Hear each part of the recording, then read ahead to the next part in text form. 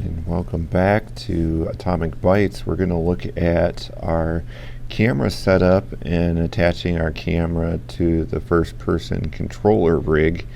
So we are going down here to the assets and we're under first person controller, and we're going to add this prefab.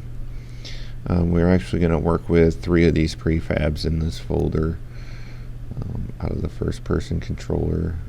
So right underneath the main camera, we want to drop this player follow camera prefab, and we're going to want this follow field to be filled in with one of the assets from the scene, but we're going to have to add that.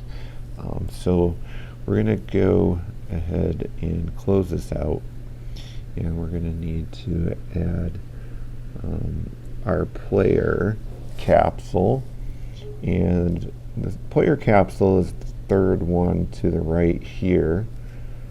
I'm going to drag that up under the player camera follow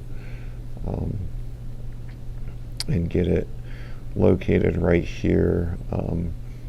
Wait for that blue line to appear. That blue line didn't appear that time, so it went back, but we'll get it here with the blue line this time, and drop it there, and then all 3 of those kind of work together. So the camera is on top of the player capsule head. Now we're going to go ahead and do the player camera route, and we want to follow the player camera route here in this field so that the camera stays together with the capsule, and it's kind of about the level of the head for the capsule. So go ahead and save the project, and then we can give this a try in game mode and see how it works. So you can either use your arrows or you can use your WASD keys on the keyboard to move your player. Then of course spacebar is going to be to jump.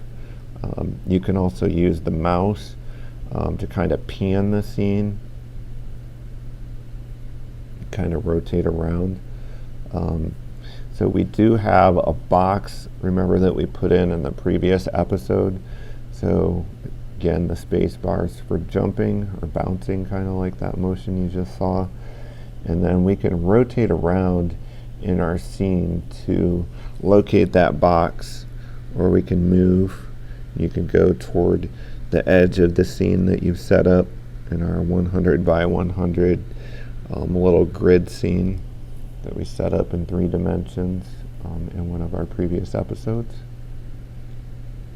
So as we rotate around, we can just kind of look across the landscape, and obviously there's not much on this landscape yet except our one box. So we rotate around, we locate our box, we can go over to it, you can jump up on it if you want to, you can back up from it and see it. But so that's how we rotate around in our field of view and explore our scene.